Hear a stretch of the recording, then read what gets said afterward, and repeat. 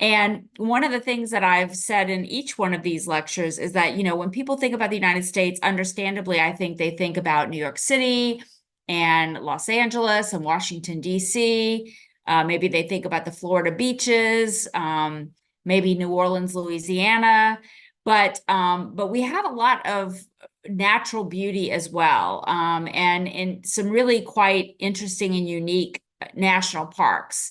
And, some of them are famous, like the Grand Canyon, and some of them are less famous. And so we're covering a bunch of them in this series of lectures. And so today we're going to be talking about Zayo'n, Bryce, and Archēs. And these are all very beautiful parks in the West. And some of them, I think, probably are less known than the Grand Canyon, for example. For some reason, it's not going. Hold on one second. There we go. Okay, so I want to give you a little bit of information about oops, sorry, that wasn't supposed to happen. There we go. A little bit about the National Park Service. So the National Park Service is the federal agency which runs all of these various parks. It has about 20,000 employees, and these are coveted positions.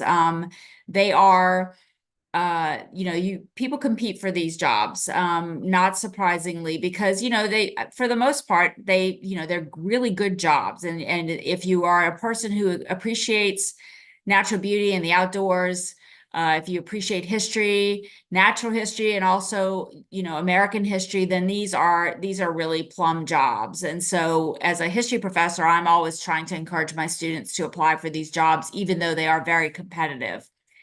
As you can see, the National Park Service oversees a number of separate units. So 63 of them are the national parks, like the kind that I'm talking about today, but they also oversee preserves. So these would be like nature preserves and conservation areas and wildlife refuges. So places where, perhaps a certain type of plant or a certain type of wildlife, maybe some kind of birds, these, are protected in certain areas like that. They also oversee historic sites. So, for example, Lincoln's birthplace is one of those kinds of sites. They oversee the battlefields. So, of course, all of the Civil War battlefields are parks, which have, learning centers and educational materials. And then they also oversee memorials, for example, like Mount Rushmore. So the Park Service actually oversees a lot of these different units, not just the national parks. So let's just get a sense of what we're going to be looking at today. So this is all three of the parks today that we're talking about are in Utah. So if you look at this map, it's not marked, but in the south part of this map is where the Grand Canyon would be. So these parks are north of the Grand Canyon. And as you can see, there are actually a couple of parks in there that we aren't going to talk about that are also very interesting, Capitol Reef and Natural Bridges. But we're going to focus on Zayo'n, Bryce, and Archēs. Okay, first we're going to focus on Zayo'n. So this stunningly beautiful park was occupied by several Native American groups for thousands of years. But it was only in the late 1800s that the area was rediscovered by Mormons as they traveled west. So I'm sure you guys are at least vaguely aware with the history of the Mormons in America. As they traveled west to find a new place to settle, they encountered this area, and they named the area Zayo'n, which is the ancient Hebrew name for sanctuary or refuge. Eventually, in the early 1900s, a federal land survey exposed the area to the general public. And the surveyors were so struck by the natural beauty of the park that they decided to ask the president at the time to protect it. And the president at the time was President Taft. And as a consequence, in 1909, President Howard Taft set aside approximately 16,000 acres to create a national monument. And then 10 years later, it became a national park, Zayo'n National Park. So the park is known for its beautiful canyons. These canyons have been carved out by the Virgin River. And these beautiful scenes of rock and water were created by a collection of geological occurrences. So layers of sediment formed into rock, and you can very well see in these photographs, even here, those layers of sediment that were eventually formed into rock. Eventually, those layers were tilted and uplifted. And then they were eroded by water in various ways. And that's how you end up with these beautiful, beautiful canyons. Here's another gorgeous version, a gorgeous photograph of a canyon. And again, if you look in this photograph, you can certainly see those layers of sediment. And of course, there's a lot of research that has gone on in these various parks as to the different types of stone that have been layered here. There is volcanic activity in this park, or there has been, although the last volcano erupted about 600 or more years ago. But a lot of the movement in this area has been caused by, plate shifting, and of course, the occasional eruption of volcanoes. Now, one of the dangers of a park like this, however, is flash floods. So parks like these are always changing because, of course, nature continues to have occurrences that affect these parks. So in the 1990s, there was an earthquake in the area that caused a significant landslide. And you can see some of that here in these photographs. The park is also susceptible, as I said, to flash floods. And, it's hard to imagine when you look at a photograph like this. I'm going to go back for a second. It's hard to imagine when you look at a photograph like this that an area so big could be affected by flooding, because you think, well, surely the water has lots of places to go. But the problem is that everything is rock. Obviously there's some dirt that, trees and shrubs are growing in, but for the most part, in a lot of these places, that layer of dirt is pretty shallow, and it's caused by the breakdown of rock and other sediment, right? So the fact that there's kind of just a thin layer of dirt over rock means that when they get really bad rain, the rain has nowhere to go. So it can sink into the dirt that's there, but then of course it hits rock, and then it has to go someplace else. It has to go forward.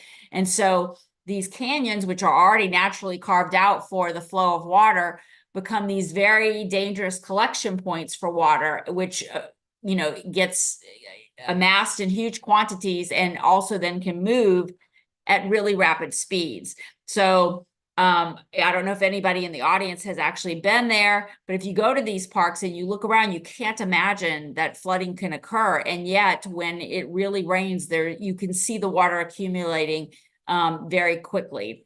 And it's kind of intimidating when you're in a place like this and you think about that if suddenly there was a storm, you could get caught in a flash flood. And every so often, I won't say every year because I don't know that it's that frequent, but every so often you'll hear stories in the news of, for example, Boy Scouts or other people camping in these areas, and it starts to rain and they are caught by surprise by a flash flood, because what seems just like a normal, rainstorm turns into a dangerous situation really, really quickly, because that water starts moving forward instead of sinking down into the earth like most of us are accustomed to. Now, of course, these parks also have their fair share of animals. So if you attended the last two talks that I gave, you would have seen a lot of the same types of photographs. The types of animals differ slightly from park to park.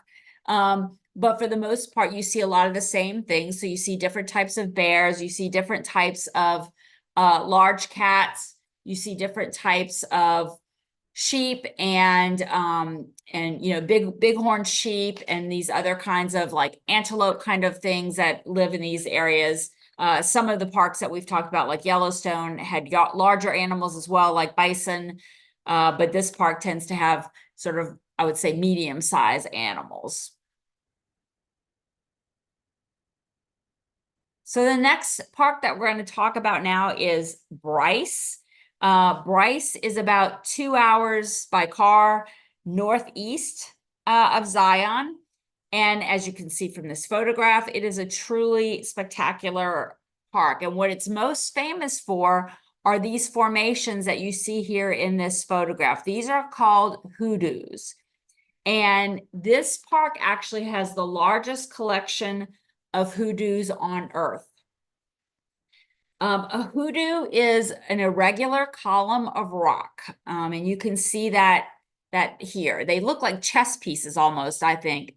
And these are formed by the erosion of rock. So sedimentary rocks, which are made of different layers of rock that are of different hardnesses, means that when the water erodes, it erodes at different rates. So the softer rock wears away quicker than the harder rock, and you end up with these interesting formations. And oftentimes, although these all are rather pointy, oftentimes there'll be a top layer that's slightly bigger than the bottom underneath, and it's because that layer is harder, which then kind of allowed to protect some of the softer rock as it eroded into these very, very interesting patterns.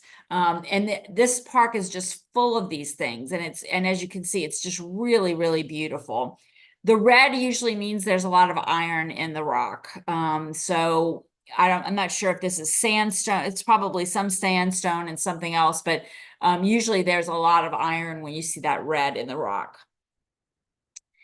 So here's another great example. So you can see these like eroded almost cliffs. And then every now and then you'll see the hoodoos popping up. And you can definitely see the layers of sediment here and the way in which erosion, both wind and water, have created these gorgeous carved out landscapes.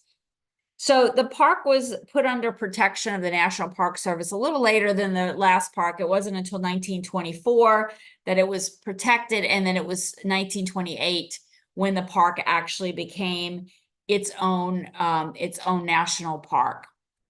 Here's some more gorgeous photographs. So one of the things that people especially love to do in this park is to take photographs like at sunset, because of course the sunset really casts a gorgeous light on these already colorful hoodoos. And again, you can see in these photos those white tips in some cases, a lot of red in the coloring of the rock. These are some really spectacular views. Here's another photograph. Again, you can see a lot of the layers here.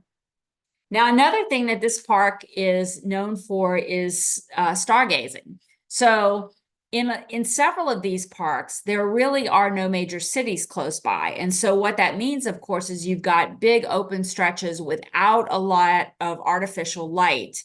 And so several of these parks, and this is one of the main ones, have stargazing programs. So people go to these parks specifically with the intent of staying up and looking at the stars, and you can see more stars in one of these parks than you ever will see in your city back home. So this is another really nice thing that you can do when you go to some of these parks. Again, we see a lot of small mammals in these parks. This one, because there are fewer trees in this park than some of the others. So of course that means that you have fewer larger animals and a lot more of the smaller animals. That's a badger on the right-hand side. But the others, of course, you can recognize. And for the most part, these parks, and I'll talk about this at the end of the presentation, for the most part, these parks are very safe, very user-friendly, but of course you have to use common sense. So you don't want to ever, especially a badger, they're notorious for being kind of mean, so you don't want to approach one of them. Okay, so the third park we're going to talk about today is Archēs. Arches is, of course, another park that is, just a brilliant display of nature at work. So, rock being carved away by water and wind, especially, and forming lots of stunning and enormous natural arches. So this area that's now called Arches National Park was occupied at various points by different Native American groups, some of which were, for example, the Ute, the Hopi, the Zuni, and the Navajo. It was eventually made a national park by Herbert Hoover in 1929. And in subsequent decades, it was enlarged several times. And finally, it was made a national monument by Herbert Hoover. And then in 1971, President Richard Nixon transformed it into a national park. So that, it's one of those different designations that we talked about. The park contains over 2,000 natural arches. These, again, are formed by erosion. For the most part, we're looking at sandstone here. So erosion formed over many, many years, mostly done by water and sometimes by wind, or vice versa. I mean, it really depends on which part of the park that you're in, what the dominant influence is. This arch that we're seeing two different photos of here is called Delicate Arch.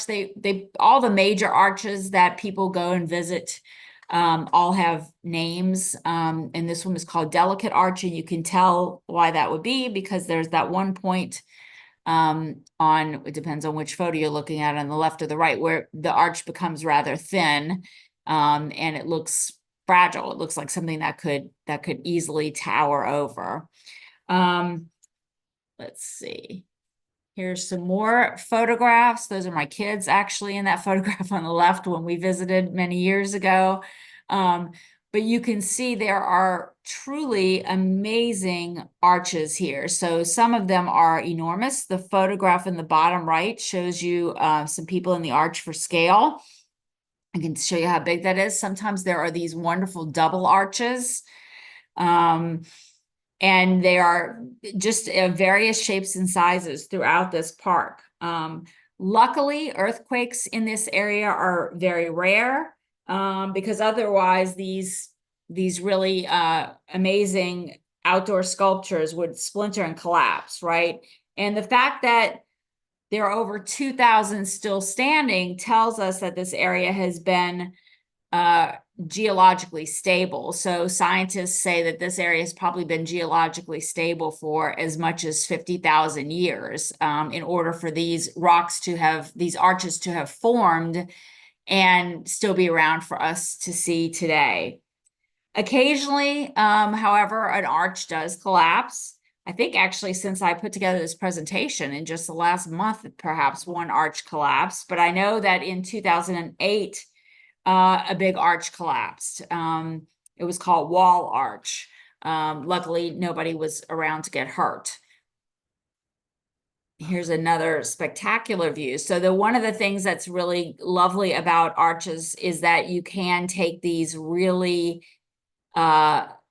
wonderful photographs because the arches form these natural frames for the spectacular scenery beyond. So if you go looking on the internet, you'll see lots of photos like this where people have used the arches as a way of framing a photograph. It's easy to see why people love to visit this park. The arches really seem to defy gravity and logic. And as I said, they just create some spectacular opportunities for photographs. Of course, again, we see some of the same animals that we've seen in some of the other parks. Deer, again, this is a scruffier landscape, so you don't see bear here, but you see more, animals that can better survive these kinds of conditions, including there are some, mule deer, things like this, but lots of what we would probably think of as more desert creatures like, small reptiles. And so, let me go back for a second. So, you might run across animals in these parks, although I will say that, in these parks, Bryce, Zayoon, Archēs, I think it's hard. You don't see animals as much as you do in some of the parks that I've talked about before. For example, Yellowstone is sort of famous for the opportunities to see animals. Here, you really don't see quite as many. Although I think I might have taken the photograph of the lizard in the bottom. I'm not sure. All right, so what are some general rules about trying to visit these parks? Because one of the things that I would love to do is encourage anyone in the audience who happens to have the opportunity to visit these parks if you come to the United States at any point.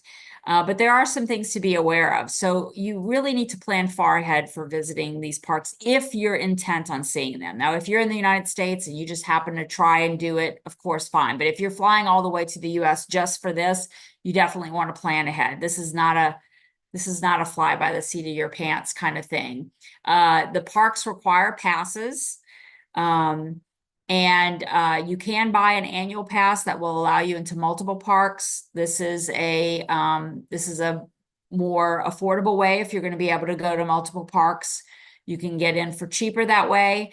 But sometimes there are reservations for entry into these parks. And so I did the research, and apparently the Archēs National Park is testing out a system where they give you a timed entry reservation plan. So I don't know if any of you have ever been to a museum exhibit where they do this. Sometimes for really popular and big exhibits, like maybe traveling exhibits, you'll purchase a ticket for a specific time, 11 o'clock, and you're supposed to go during that time because they're trying to sort of control the flow of traffic, right? So Archēs is testing that kind of thing here. Other parks have done similar things in the past, although I'm not aware that any of them are doing it at the moment, but there's always the possibility. Some of these parks get a lot of visitors, especially during the summer. Most of these parks do. And, there's always the concern about crowding and the safety of the park itself, right? I mean, we have to make sure that these parks continue to be around in 50, 100, 200 years. And so having lots of people in the park poses all sorts of problems: pollution, traffic, contact with animals, garbage. I mean, that somebody has to collect and get all that garbage out, even if people are putting it where it's supposed to be. So the parks have a lot to think about in terms of preservation. And so they are trying to keep those parks in good shape. And so it makes sense to plan, right? If you're going to try and stay in one of these parks, you definitely need to plan far in advance. There are accommodations in these parks. Not all of them, but many of them. But those fill up because there aren't that many. So you definitely would want to check in advance of that. Now, there are usually hotels outside of the parks. But again, it's not like they're giant high-rise hotels. There are going to be limited rooms. And so you want to plan ahead if you're planning on staying the night. Also, it's really important to check weather when you're going to any of these parks. So for example, today in some of the other presentations, we talked about the possibility of snow. And for some of the parks, the further north they are, they actually may not open until a certain date because of snow, right? Well, here, the primary thing would be you'd want to be concerned about weather is rain, right? So if you knew there were going to be bad thunderstorms, you would not want to plan a camping trip. You would not want to, go out there in an area where you might get caught in a flash flood. So it's important for checking the weather for those things, but also for packing because it can get cold and in some of these areas after dark. Of course, follow the park rules regarding safety barriers. I've said this in every single one of these presentations, that every year there are people who fall to their death for climbing over a barrier to take a photograph. The barriers are not big, and they're trying to preserve the natural beauty. They don't want to create giant obstacles to the views that people want to see.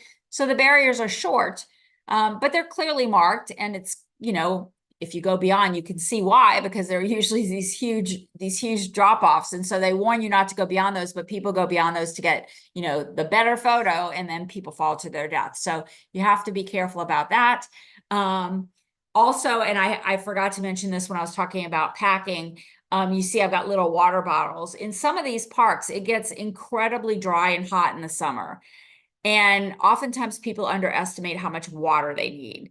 And so I would definitely urge you to do a little research on how much water you should bring with you if you're going to go hiking. Now, if you're just going to do sort of like the drive around the park, thing, that's less concerning, as long as you have some in your car. But if you're going to go on any kind of camping or hiking, you want to definitely make sure that you have enough water. And mentioning the driving around thing, in most of these parks, they have really nicely planned out driving paths, roads that are well marked, and of course, when you enter the park, you get very nice maps. So they're easy to navigate, even if you're not the kind of person who wants to go hiking. So if you're traveling with small children, or if you're older, or if you have any kind of mobility issues, or you're just not in the kind of shape that that you could be, or you don't want to hike, if you're just not a hiker, you can go through these parks and you can still experience a lot of this. You can still see the majority of these things from, your car. You can, drive through and not even get out if you want to, but there are pullover places where you can park your car and you can get out and you can go to the scenic views. Maybe you can walk like a little short hike. I've never been a hardcore hiker, so whenever we've gone to these parks, usually, I went to these parks with children, so we would do, shortish hikes, maybe a couple of miles, but never anything that was really intense. And it was always fine. And I've never been like a hardcore athlete, so as long as you're open for, just do a little bit of investigation before you set off on a path. There are lots of different ways you can do these parks at various ages, levels of fitness, and so on. And then, of course, stay away from the animals, and I'm going to elaborate on that a little bit. Every year, and I had in some of the previous slideshows, I had pictures. Every year, people get injured by coming into contact with animals. So for the example I gave in the previous two, I thought I had a slide about this. In the previous two presentations was about bison. They look giant and slow and lumbering. Apparently they can run like 35 miles an hour. They can run faster than we can. And so when you think you're getting close to one of these giant things to take a picture and you're going to be fine, they can suddenly just charge. People also sometimes get into trouble with a bear. Again, people will see bear and close to the road and think it's okay to get out of their car. You should never do that. So really, the big warning is just stay away from the animals. They don't want to come into contact with you. If you really are dead set on getting really good animal photographs, which is totally, fine and very tempting because you will see animals. Just bring a camera with a telephoto lens, or you can get those attachments to put on your phone, but don't get close to the animals. That it always results in bad things. So that is the end of our talk today. This was kind of a quicker one. Did anyone have any questions? And I'm looking in the chat to see if there are any questions here. All right, let's see. Okay. Share the link for my university. So it's www, I'll type it here, but it's aum.edu, so that you can find us there. And if anybody does have any questions about my university, feel free to email me. I'll put my email address in here, actually, because I would love to get students from your area. Many years ago, I went on a recruiting trip. It was in Russia because I'm a Russian historian. Russia's, I know, not a country we're big fans of at the moment, maybe, but that is my area of expertise, and that is what I do research on. And I had taken like a 2-week trip through Russia, all the way from St. Petersburg to Vladivostok with a recruiting group. It was actually through I think it was the American Center in St. Petersburg, maybe. And we went through all the U.S., all through Russia recruiting. And so I would love to work with any universities in former Soviet states who were interested in, in having students come here. I would love to go and recruit there. If anybody wants to invite me, I'll figure out how to get there. Maybe my university will send me. But anyway, yeah, and one of the nice things about my university, and then I'll go on to answer the real questions, is that it's pretty small. It's only about 5,000 students. And so students are in very small classes. In some universities in the US, and I'm sure maybe there as well, right? There are huge classrooms with like 200 students. Our classes tend to be no bigger than 30, and more often I would say they average on around 15 to 20. So students can get a lot of individualized attention.